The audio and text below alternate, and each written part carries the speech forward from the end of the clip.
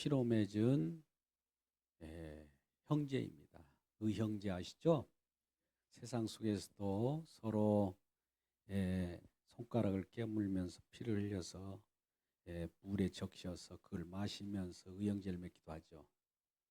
그것이 어디서 유래된 걸까요?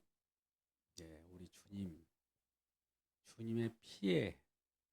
주님의 피 공로에 의해서 존재하는 자들이 저와 여러분이기 때문입니다. 그래서 우리는 의형제입니다. 하늘이 지정해 준 의형제 말입니다. 그래서 우리는 가족같이 여기고 형제들, 자매들을 귀히 여기고 서로를 위하여 손을 내밀고 때에 따라서는 그들을 위하여 기도하고 안부도 묻고 또한 그들과 교제하며 사랑을 나누는 우리 모두가 되기를 주님의 이름으로 축복합니다. 할렐루야. 오늘은 갈라디아서 6장 14절 말씀을 통해서 그리스도인의 삶이라는 제목으로 함께 말씀을 나누고자 합니다. 우리가 지난주에 표적에 관한 부분을 말씀을 드렸습니다. 우리 애굽에로부터 재앙이 있었죠. 재앙. 애굽에는 몇 가지 재앙이 있었습니까? 이걸 구분하면 9가지와 한 가지라고 이렇게 했죠. 이 9가지는 애굽의 속성이에요. 속성. 이 속성들이 사실은 저와 여러분에 다 있는 내면 속에 있는 저와 여러분의 속성과 동일해요. 이 내용이 장차 가나안 땅에 들어가면 가나안 땅이 7족속과 같은 속성들이에요. 그 속성들이 좋은 것이 있을까요? 그것 때문에 이 속성을 심판을 합니다. 속성 때문에 심판하는 것이 재앙이에요. 재앙. 하나님은 애굽 세상 신에 의해서 하나님의 통치권 아래에 그들을 두지만 때에 따른 그들을 애굽을 몽둥이로 사용할 수 있어요. 다 사용이 끝나면 폐기 처분할 때는 어떻습니까? 애굽을 심판합니다. 그러면 그 안에서 누가 나옵니까? 그렇습니다. 우리 주님께서 기뻐하시는 저와 여러분, 택한 백성이 나오게 되죠. 이 심판 가운데 구원이 있다고 했죠. 이걸 출애굽이라고 해요. 애굽으로부터 출했는데 그냥 구원이 아니라고 했죠. 심판 가운데 구원이 있어요. 홍수 심판 가운데 구원이 있다고 했어요. 마찬가지입니다. 그래서 이러한 심판이 이들에게 임할 때 이 출하는 과정 속에 이 속에 어떤 내용이 들었느냐, 그냥 구원이 아니라 심판과 구원을 가지고 함께 그 두 가지 속성, 두 가지 내용을 가지고 있는 것이 뭐겠어요? 이게 표적이라고 합니다. 이걸 출애굽기 12장 13절에 6월절 재앙이 임할 때 내가 너희를 넘어가리라고 그래요. 하나님께서 넘어간다. 죽임의 사자를 보내면서 죽임의 사자가 넘어간다라고 표현할 수도 있는데 하나님이 넘어간대요. 하나님이 심판하시는 거예요. 그래서 이 넘어간다, 이 패스 오버, 이걸 유월절이라고 합니다. 유월절의 표적은 이와 같이 넘어가는 유월절 어린 양의 피를 보고 넘어가요. 그냥 넘어가는 것이 아니에요. 피가 있어요. 피. 그냥 구원은 심판으로부터 구원이 바로 이루어지는 것이 아니라 피가 여기 낭자하게 있습니다. 피라는 것이 있기 때문에 구원이 되는 거예요. 그냥 구원이 아니에요. 저쪽에 있다가 이쪽으로 막 구원시키면 마음대로 되는 것 같습니까? 누군가 피 흘려서 그 수여로 인하여 새로운 민족이 탄생한 거죠. 그러면 구원받은 백성은 누구의 무엇으로 이렇게 구원을 받았다고요? 피의 자녀예요. 피의 자녀. 의형제, 피의 자녀. 그렇게 표현할 수 있습니다. 근데 오늘 말씀은 이러한 가운데 이 홍해를 통해서 애굽과 광야, 더 나아가서 가나안을 구분하게 됩니다. 애굽과 가나안을 구분하는 내용이 홍해예요. 홍해. 홍해가 뭐예요? 홍해가 있는데 홍해야 그 홍해가 아니라 이게 애굽인데 애굽. 이곳은 지금 광야예요. 광야. 광야. 또 여기다 연결해서 지금 가나안이라고 하는 젖과 꿀이 흐르는 땅, 거룩한 영역의 땅이 있죠. 결과적으로 이스라엘 백성들 이쪽으로 가는 것이 원하지 않습니까? 이 백성들을 인도하여 내사 이쪽으로 이동시키려고 하는 것이죠. 바로 이쪽으로 이동하는 것이 아니라 꼭 이쪽을 거쳐서 가게 되죠. 이 그림을 한번 보세요. 이 광야라고 하는 이 곳에는 이제 새로운 희망이 보이는 곳이에요. 그런데 막상 광야는 우리가 알다시피 정말 척박한 땅이고 아무것도 없고 오직 주님의 인도함, 주님께서 먹여주셔야만 살아가는 곳이에요. 사막이 있고 그런 곳이에요. 오아시스가 나오려고 하면 주님께서 그 반석을 쳐서 터뜨려 주셔야 물을 먹을 수가 있는 곳입니다. 그런 오직 주의, 이건 주님의 통치를 받는 곳이에요. 근데 애굽은 세상 신이잖아요. 세상 신에 의해서 이 애굽이 이렇게 통치된다면 이들이 이제 출애굽할 때 어떤 상황이 벌어지냐면은 이런 상황입니다. 이 하나님께서 말씀하시기를 이게 분명히 말씀하시는데 출애굽기 14장 13절 말씀과 같이 너희는 오늘 지금 오늘이란 그때 당시나 오늘이 시간을 빼면은 오늘 여호와께서 행하시는 구원을 보라. 누가 행하셔요? 예, 여호와께서 행하시는 구원을 보라. 그러면 구원을 실제로 볼 거 아니에요. 목격. 구원을 보라고 그랬어요. 구원을 보라. 구원하는 것을 보라. 본다는 건 뭡니까? 목격자라고 해요. 목격자. 혹은 장차 이것이 저 나중에 가다 보면 증인이라고 하고 증인이에요. 주님께서 어떻게 구원하는가를 똑똑히 보는 거예요. 현장에서. 아, 주님께서 어떻게 우리하고는 상관없는데 홀로이 행하셔요.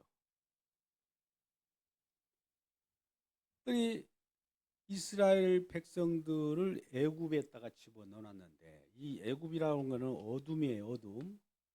어둠 속에 빛의 자녀들이 일정 기간 동안에 있어요.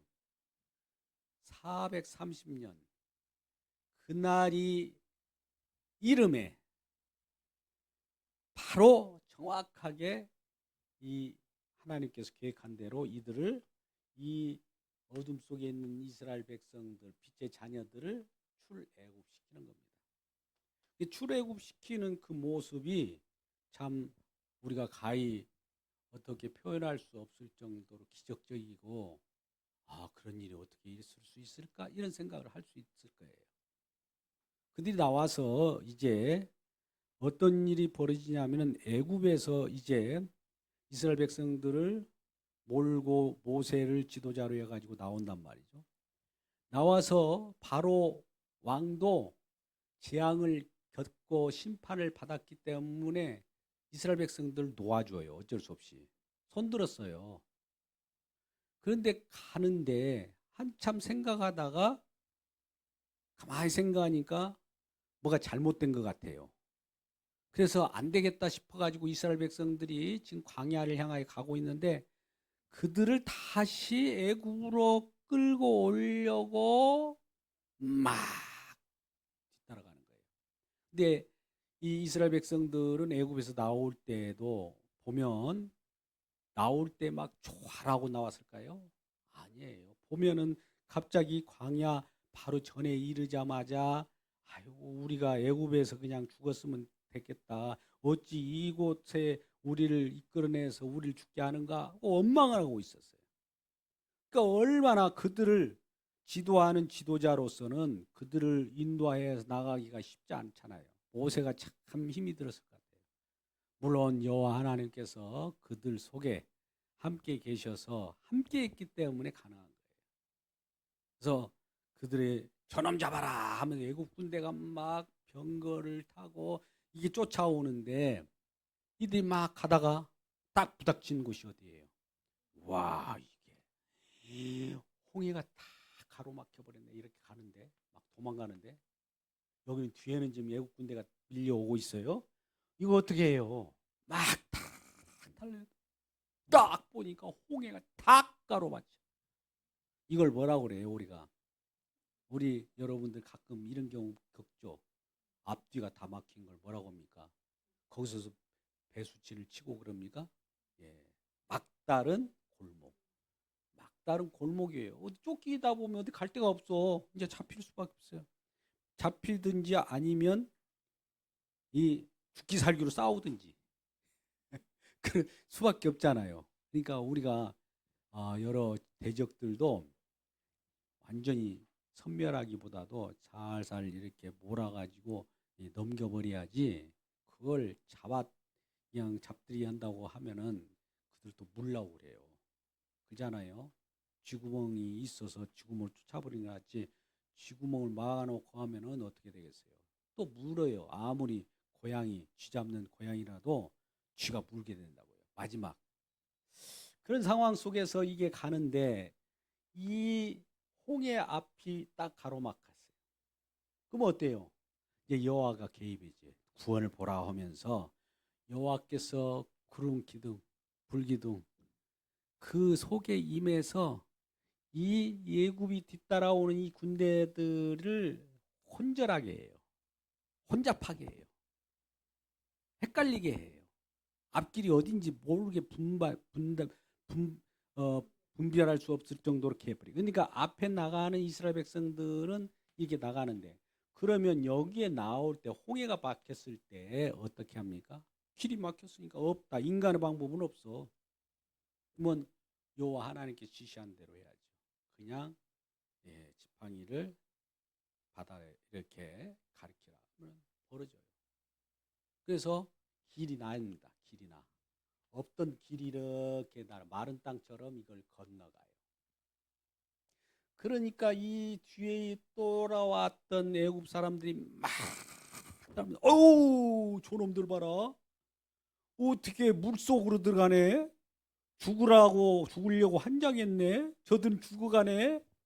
야, 이 이스라엘 백성들 우리가 쫓아오니까 완전 저들은 수장돼 가네. 물속으로 들어가니까. 그럴 거 아니에요. 이쪽 입장에서는 애굽 군인 입장에서는 이스라엘 백성들이 요리 들어가는 거예요. 이 홍해는 죽음을 뜻하는 바다 같은 거예요. 들어가니까 저놈들은 죽어가네.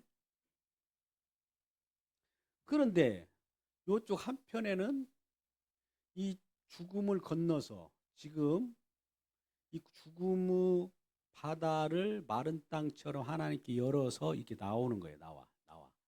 나오는 거, 나오는 이 살아나오는 거지. 살아나온 거. 이쪽에는 지금 죽어 들어가는 건데 들어갈 때는 죽었는데 이 사람들 볼 때는 세상 사람 볼 때는 야 예수 믿는 사람 저 사람들 바보처럼 어떻게 저렇게 예수 십자가를 통해서 죽어가냐? 나 죽는다고 하고 죄인이라고 하고 저놈들 죽놈들이네. 이렇게 이쪽 사람들은 막 그래요. 그러면서 자기들이 애굽은 굉장히 지혜 있는 문물이 발달하고 자기들은 여러 가지 지혜 있는 사람이잖아요. 세상 시리적으로는 제일 지혜로운 사람들이에요. 근데 지혜로운 사람이 판단할 때 세상 지혜로 판단하니까 저놈들은 미련해 가지고 지금 바다로 들어가고 죽음으로 들어가고 궁극적으로 십자가로 들어가고 그렇더라 이거예요. 그런데 이쪽 면으로는 죽음으로 들어가지만 반대 이쪽으로 보니까 뭐예요? 이쪽에서 보니까 여기서는 생명으로 살아나는 거예요. 여기 사망으로 들어가는 것 같은데 생명으로 나오네. 우리 이 그림을 잘 보세요. 이 부분이에요. 오늘 갈라디아서 지금 6장 14절 말씀을 지금 개역 개정으로 이렇게 이 번역이 되어 있다 보니까 그리스도로 말미암아 내가 세상을 대하여 죽고 세상이 나에 대하여 그러하리라 그러거든요. 그 말이 무슨 말이에요?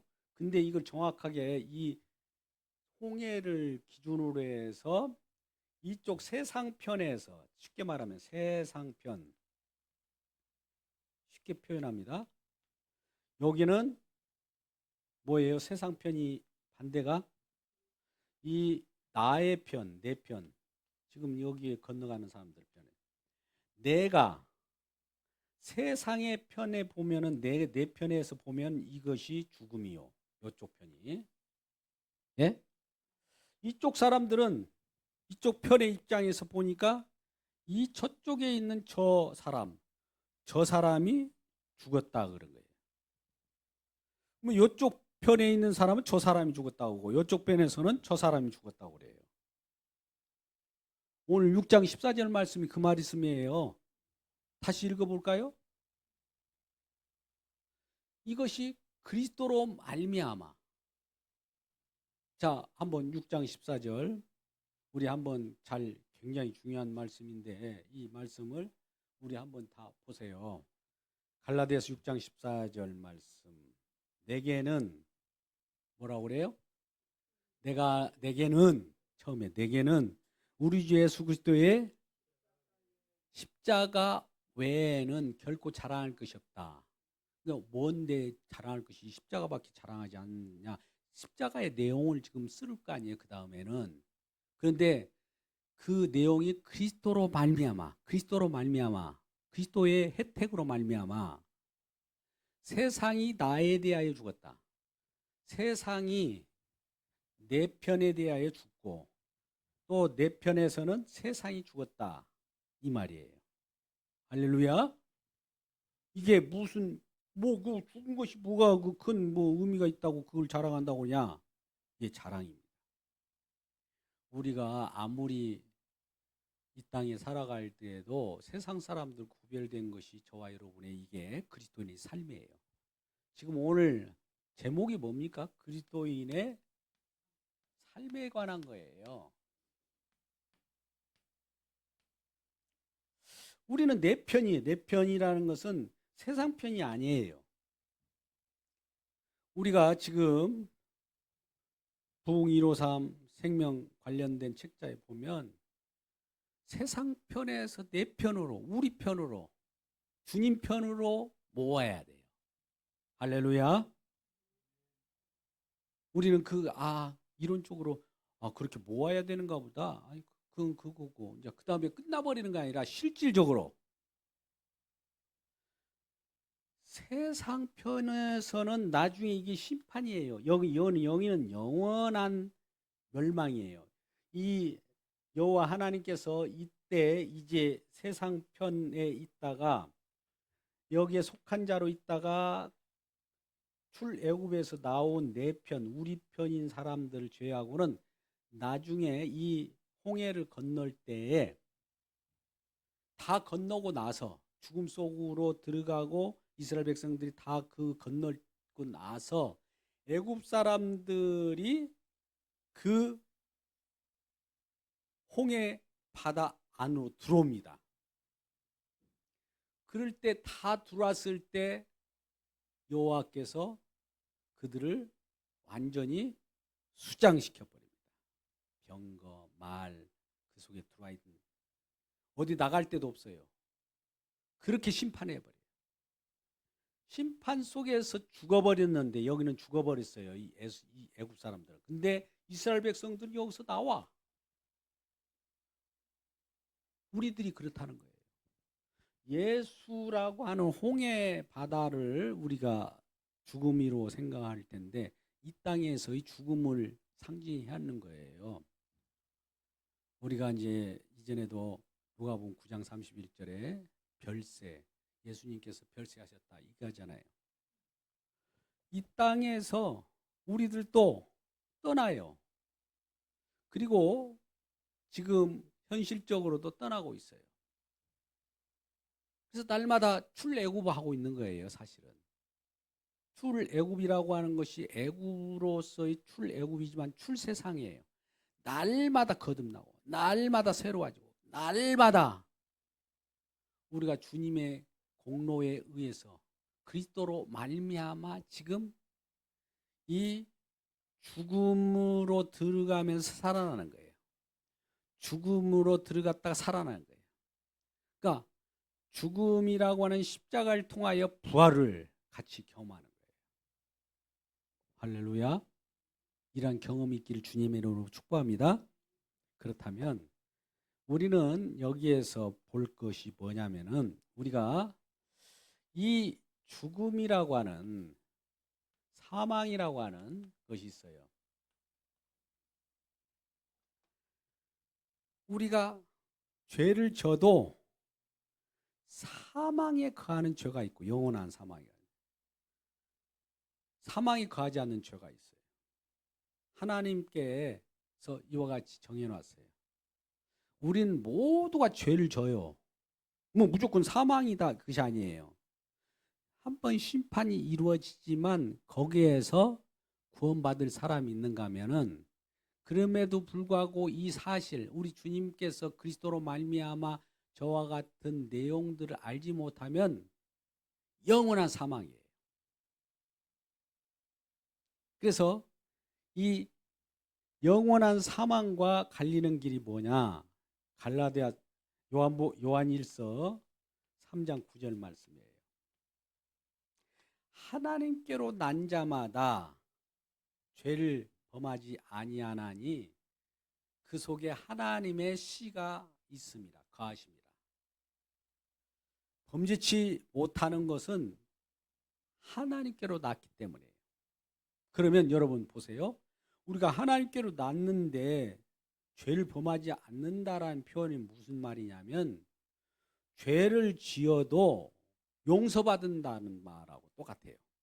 자, 이 말을 잘 분석해야 됩니다. 죄를 져요. 죄로 나와. 근데 용서가 커갖고 용서로 덮어버려요. 이 죄가 인간들은 죄인이기 때문에 예수 믿어도 죄인이에요. 죄는 육신의 몸이 있는 한 계속 죄를 줍니다. 근데 이 용서가 덮어버려요. 덮어버려.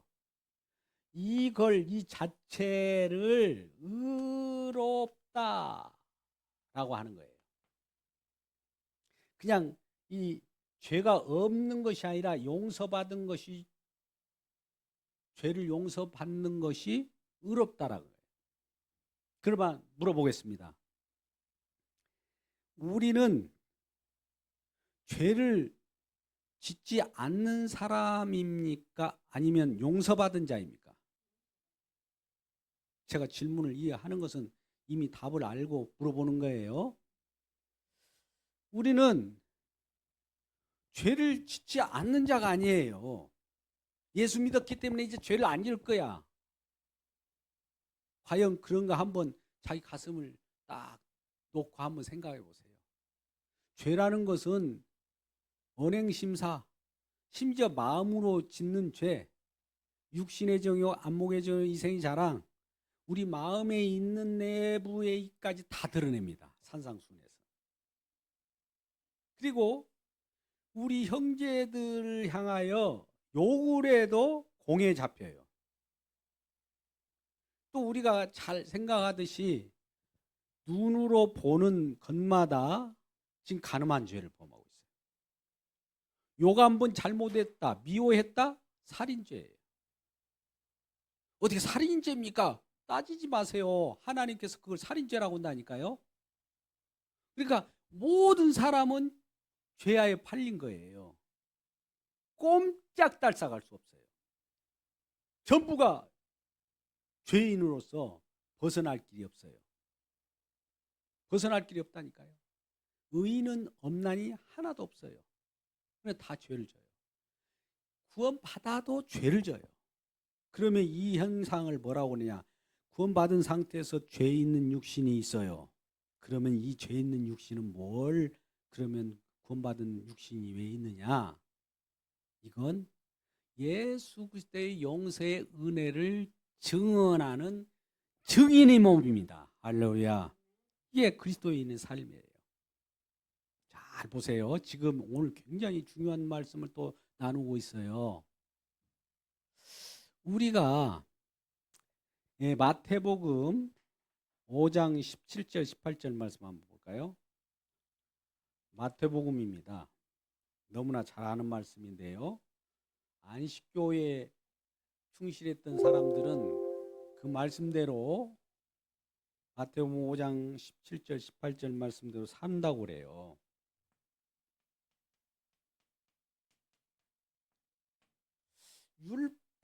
율법과 선지자를 예수님이 오셔가지고 이걸 폐하려 하지 않고, 즉 율법과 선지자라고 하는 건 구약 성경을 얘기하는 거예요. 통칭하는 말이에요.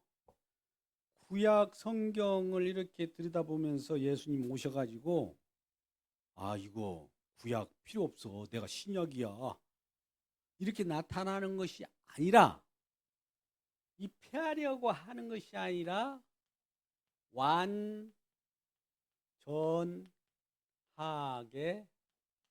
하려 함이라. 예수님께서 이 구약 성경을 지켜서 완전하게 하기 위하여 오셨다는 거예요. 우리가 잘 알다시피 18절 말씀을 한번 보세요. 이 완전하게 한 구약을 다 이루기 위하여 온 거예요.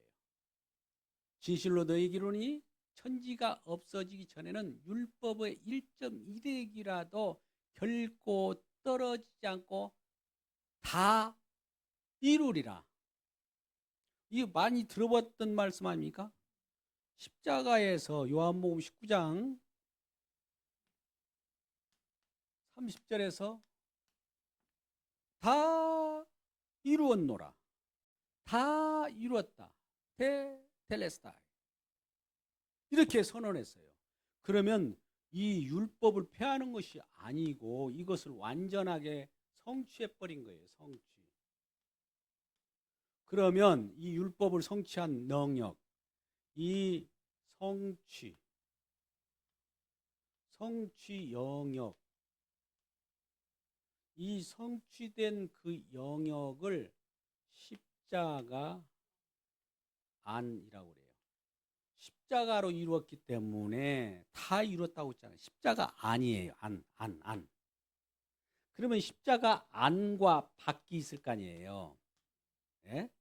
이 십자가 안에 들어온 사람들은 그냥 십자가 안에 들어왔다는 것 때문에 그가 그 안에서 오줌을 싸고 침을 뱉고, 제가 이렇게 과격하게 하는 것은 이걸 리얼하게 정확하게 더 의미를 부각시키기 위한 거예요. 그냥 헛짓거리를 해도 그 안에서는 결코 정죄함이 없는 세계예요, 이게. 그러면 반대로 이 십자가 안 밖에 십자가 밖에는 모든 것이 정죄함이에요. 여기도 정죄함, 여기도 정죄함, 여기도. 아까 그랬잖아요. 이 홍해 바다를 유시하고 애굽 땅에는 무조건 정죄요, 심판이요, 뭐 거기 하여튼 그 멸망이요, 그래요. 근데 홍해를 건너서 오는 그 십자가를 통과해서 십자가 안으로 들어온 사람들은 무조건 생명이요, 구원이요, 영생 거예요. 그래서 우리는 이 예수님께서 이 법을 율법이라고는 구약 율법이잖아요. 율법을 성취하고 율법을 완전하게 하기 위하여 이 땅에 오신 거예요. 그 율법을 율법의 마침이 뭡니까? 율법의 마침이 사랑의 율법의 마침이잖아요. 근데 율법을 다 이루었기 때문에 그 안에서 우리 주님께서 이루신, 우리 주님이 이루신 거예요. 내가 이룬 거 하나도 없어요. 주님이 이루신 그 공로에 의해서 피 뿌려서 이루신 이 속에 들어오는 자마다 영생을 얻는 거예요. 그러면 우리는 이 속에 들어갈 때, 여기에 들어간다고 해서 죄를 안 짓는 것이 아니라 속에 들어가 갖고 있을 때는 날마다 용서받은 은혜 때문에 살아가는 거예요. 나는 용서받지 않았으면 큰일 날 뻔했는데 이 안에 들어보니까 용서의 영역이에요. 너무나 저 용서의 영역이 너무나 커가지고 그 안에 들어오니까 주님이 너무나 날 위하여 피 흘려주셨고 또 표적으로서 피를 흘린 내용들을 우리에게 가르쳐줘요. 그러면 이 속에 있는 사람으로서는 흘려주는 이 피를 증거할까요? 아니면 자기 자신, 내가 이쪽에 들어가지고 나는 새로운 삶을 살았으니까 나는 똑똑한 사람이야, 나는 바른 생활을 했어, 이걸 증언할까요? 보는 거에 뭐예요? 근데 우리 인간들은 하도 선악과를 먹었기 때문에 선과 악을 스스로 판단한다고 생각을 해요. 착각을 해요. 그래서 이것은 옳고 그것은 그르고 자기 나름대로 의의를 구축해 가지고 그걸로 이 속에 안 들어가도 여 밖에서 자기가 옳고 그르고 이러니 저쩌니 하면서 결과적으로 하다가 완전 멸망입니다. 얼마나 불쌍해요.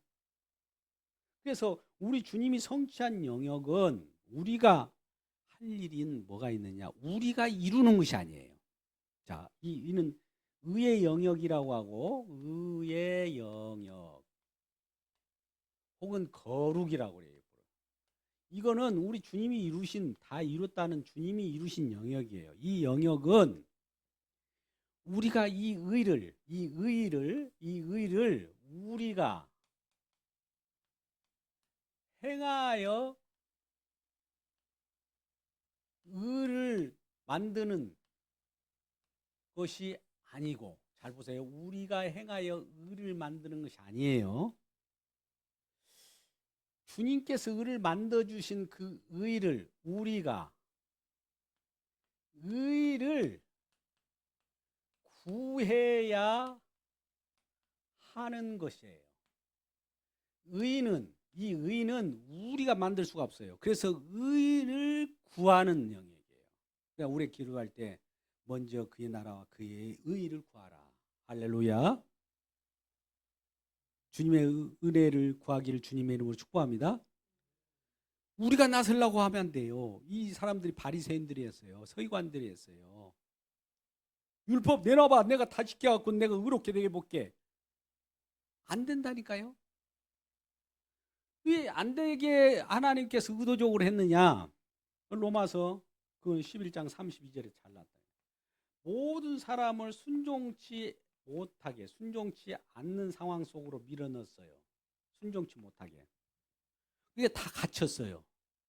행해도 율법을 이룰 수가 없고, 아니 365개라면 365를 다 613가지라면 613가지를 다 이룬 줄 알았는데 하나가 삐그덕 다 이뤘는데 1초만 잠깐 딴짓 팔다가 그 율법 어기면 싹어 허물어져 버린 거예요.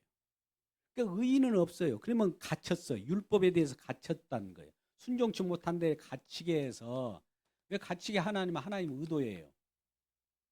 그러면 이런 갇히게 해가지고 뭐 하려고 갇히게 하느냐? 왜 주님, 왜 우리를 죄인으로서 하나님 의를 못 이루고 그것을 행할 수 없도록 만들어 놨습니까? 그거 내가 알려줄까? 그것은 내가 오히려 긍휼을 베풀려고 하는 거야. 내 은혜를 받아, 내 공로를 너에게 선사하고 싶어서 그런 거야. 이거예요. 할렐루야. 긍휼을 베풀려고 하는 거예요. 긍휼. 긍휼이란 말이 굉장히 중요하다는 말씀을 드립니다. 긍휼은 사랑이나 헤세드나 이런 표현으로 나타나지만은 정말 법적으로 심판하면 완전 멸살시키고 완전 깨져버려야 되고 그래야 되는데 공로 피를 보고 봐주는 거예요. 이 이스라엘 백성들이 표적이라고 하는 출애굽기 12장 13절에서 유월절에 어린 양의 피를 보고 죽음의 사자가 피를 보고 넘어갔지. 그 속에 있는 사람들이 바른 생활 잘하네. 내가 그냥 넘어가 줄게. 너희 안 죽을게. 걱정하지 마. 그런 거 없어요.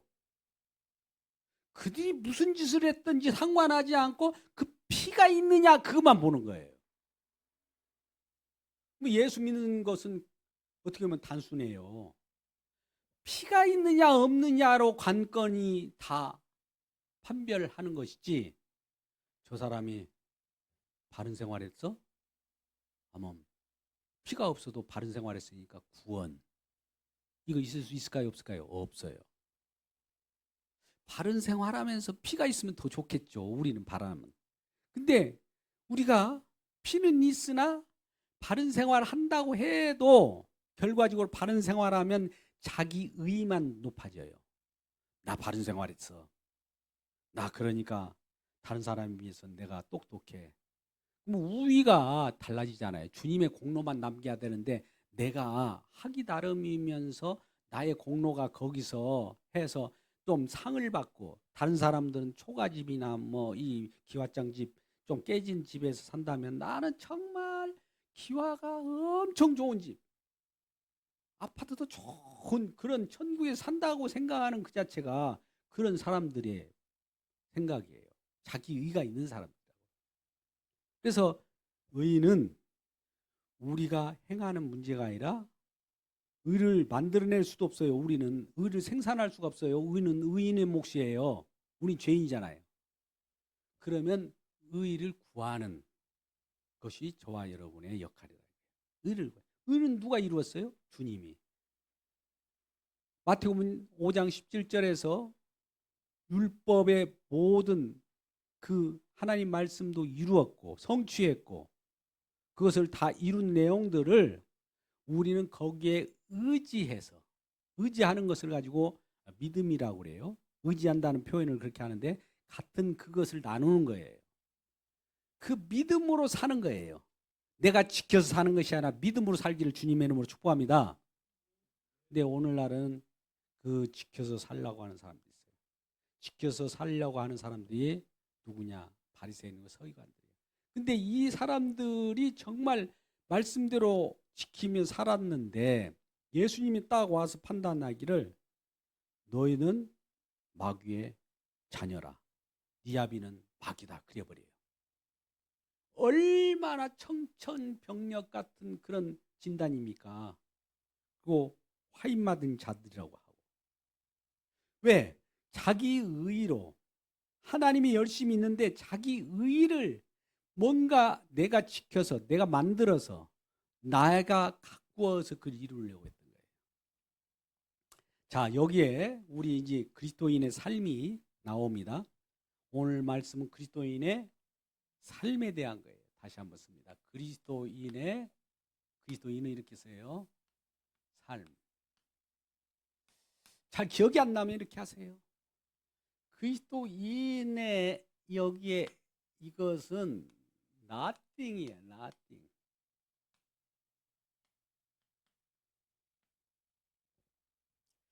예수님은 그러면 something이겠죠.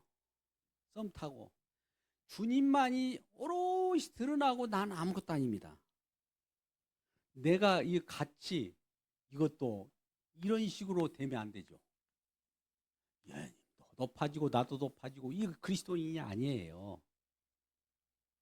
그러면 주님만이 높아지려면 나는 거기에 부복하고 굴복하고 설령 예수 그리스도를 믿는 당신 대단해 그러면 아니에요. 주님이야. 나를 칭찬하지 마. 이렇게 해야 돼요. 할렐루야. 이걸 아직 동정 공감하지 않으면 이건 불합격입니다. 왜 그러냐면 우리는 주님의 의를 부여받아서 사는 거지 내 의는 나타날 수가 없고 생산해낼 수도 있고 발생할 수도 없어요. 오직 그래서 주님 하면서 주님과 붙어 살아가는 거 아니겠어요? 근데 잘 보세요. 그리스도인이라고 하면서 이런 사람들이 있어요. 그리스도인의 지금 삶에 대해서 말하는데 그리스도인의 삶이니까 그리스도인을 본바다라는 말이 있어요. 본바다. 그리스도를 본받으면 조금에는 작은 그리스도가 되다가 나중에 큰 그리스도가 되겠죠. 이 말은 작은 예수가 됐다 나중에 큰 예수가 될 수 있다는 가능성을 얘기하는 거예요. 잘 들어보십시오. 이 부분. 우리가 예수 그리스도 안에 있다는 거, 이 안에 있다는 거, 이 안에 있으면 예수님의 피뿌림을 증언하는 이 증언자, 증인이지. 이 예수 그리스도의 그 삶을 본받아서 이렇게 또 행할 수 있다.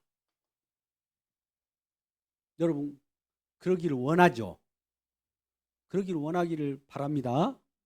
누구라도 그러기를 원하지. 예수 그리스도 같이 그렇게 살고 싶지. 근데 이러한 예수 그리스도를 본받아 살아가는 이 자체가 어떤 일이 벌어지냐면은 자기는 모르지만은 그 속에 우리 인간은 우리가 관할할 수가 없을 정도로 선악 요소가 있어가지고 그럴수록 더 그리스도를 본받을수록 자기 의가 높아집니다. 그러면 나중에 자기는 죄인이라고 하지 않아요. 나는 예수 닮았어. 예수 같은 아주 인자한 모습이야. 예수 없어도 이제 내가 이제 법 없이도 살아. 이런 꼴이 되어버리는 거예요. 믿음이라는 거 뭡니까? 내가 할 수 없기 때문에 주님을 의탁하는 거 아니겠어요? 그러면 우리는 모든 교회에서 이걸 말합니다. 이걸. 그래서 제가 말합니다. 누구처럼 되라. 누구처럼 하라. 이런 설교의 내용이 있어요. 제가 표현합니다. 이건 설교학적으로 빵이에요. 빵. 왜 그러냐면 이미 그것이 정평이 났어요. 다 판결은 났고 이미 신학계에서도 설교학계에서도 다 공론화됐어요. 이미. 그러면 우리 삶이 예수 그리스도를 본받는 삶이 아니면 뭐 하라는 거예요? 뭐 하라는 거예요? 이렇게 묻는 사람이 있을 거예요. 그죠? 뭐 하라고 그래요, 지금? 뭐 하라고? 예수 그리스도의 증인 삶을 살아라고 그랬잖아요. 증인. 증인 삶을 살아라고 했더니 자기가 예수가 돼버려요? 증인이란 뭐예요? 지금 내가 그 안에서 지금 여기 있는데 이렇게 보면 나는 죄인으로서 이 두 개 지금 용서의 은혜를 지금 계속 혜택을 받고 살아요. 그러면 나는 용서받은 자입니다. 주님만이 나를 용서할 수 있는 분입니다. 주님까지 다 말씀을 이루어서 그분이 정말 그분이 말씀을 이루지 않으면 안 되었습니다. 주님을 증언하라고 했잖아요. 사도행전 1장 8절. 성령 임하면 너희가 어쩌라고요? 권능을 받고 예루살렘과 땅끝까지 이르러 내 증인이 되라고 했지. 너희 바른 생활하라고 한 것도 아니고 성화되라고 한 것도 아니고 이미 이 영역은 우리가 만든 영역이 아니에요. 우리가 흔히 그런 구원의 서정이라고 하는 거 있습니다. 구원 서정. 소중의 측량 성견령. 이 모든 것이 주님께서 하실 일이에요. 소중회, 측량, 성견령. 용화롭게 하는 거. 부르시고 예정하시고 의롭다 하시고 용화롭게 하셨느니라. 이것을 지금 누가 합니까? 1번 내가 한다. 주님이 하셔요. 주님이. 그 만들어 놓고 이 속에 있는 이 말씀을 다 이루신 세계예요. 말씀을 다 이루신 세계 딱 뜰랑 들어보니까 말씀을 어떻게 다 이루셨습니까? 말씀을 다 이루셨네요. 어떻게 이런 걸 이루셨습니까? 613가지 이상으로 다 이루셨네요. 나는 못 이루시는데 어떻게 이루셨을까요? 주님 대단하십니다. 이게 주님이 증인 아닐까요? 그리스도인의 삶이 뭐예요? 그러면 여러분들을 또 이렇게 질문할게요. 그리스도인답게 살아라는 말이 뭐냐? 그리스도인답게 살아라는 말을 우리는 딱 선악체계로 바로 해석을 해버려요. 그리스도인답게 살아라. 바른 생활, 착한 생활, 뭐 이런 쪽으로 막 생각하잖아요. 그리스도인답게라는 말이 뭐냐? 그리스도인의 증인으로 살아라는 거예요. 증인으로. 증인 되시길 주님의 이름으로 축복합니다. 아까 우리는 출애굽기 14장 13절 말씀 보았어요. 주께서 여호와께서 행하실 일을 보라. 가만히 서서 보라 이거예요. 가만히 주님이 어떻게 하는가. 주님께서 어떻게 하셨지? 우리를 어떻게 인도하니? 어떻게 구원했는가? 이 보라 이거예요. 이렇게 하셨군요. 주님께서 이렇게 본대로만 증언하는 삶이 그리스도인의 삶이라 이 말이에요. 근데 그러지 않고 주님을 바라보지 않고 내 자신을 가꾼다든지 주님을 바라보지 않고 나를 다듬는다든지 이런 것들은 다른 종교에서 더 잘합니다. 인자한 미소와 함께 자애스럽게 그 인간의 고도의 최고의 모습을 가지고 주님이 하신 일과 비교한다면 이가 바로 주님을 거역하는 적그리스도입니다. 이 말씀을 듣고 지금 깜짝 놀랄 분들이 있을 거예요. 놀래야 됩니다. 우리. 왜 그러냐면 우리는 이 그리스도인의 삶을 그리스도인의 증인의 삶으로 생각하지 않고 그리스도를 본받아 가지고 그리스도처럼 하나하나 행하고 그리스도처럼 정말 성인되는 그런 삶을 산다. 예수님께서 이 땅에 성인으로 오셨어요? 성인으로 오셨습니까? 이런 부분들은 저 로마 캐톨릭에서 다 잘해요. 뭐 이렇게 흔들어가지고 뭐 관을 쓰고 또 그렇게 하나씩 흘리지 마라. 자유롭다다. 이 모습이 여러분들은 보기 좋죠. 요게 바로 주님을 대적하는 자입니다. 그리스도인의 삶에 대해서 지금 말하고 있어요. 그리스도인의 삶은 그리스도를 증언하는 삶이에요. 성령 받았다면서요. 나를 갈고 닦아서 나를 드러내는 거 이거 주님께서는 아무것도 아니에요. 마지막으로 고린도전서 15장 10절 말씀으로 말씀 맺을까 합니다. 고린도전서 15장 10절에 주의 은혜가 나에게 임했어요. 이게 헛되지 않도록 주님의 공로가 나에게 임했는데 이게 헛되지 않도록 일을 해요. 내가 다른 사도보다도 사도 바울이 말합니다. 내가 다른 사도보다도 더 복음 증거하고 막 뭘 하고 막 이렇게 막 열심히 했어요. 죽을 동 살동 그렇게 해서 증거했는데 그러면서도 그런 것들 하나님의 은혜로 그렇게 했다는 것을 알기 위하여 내가 한 것이 아니요. 내가 아니요 라고 하는 고백과 함께 주님의 은혜로다 이렇게 말씀합니다.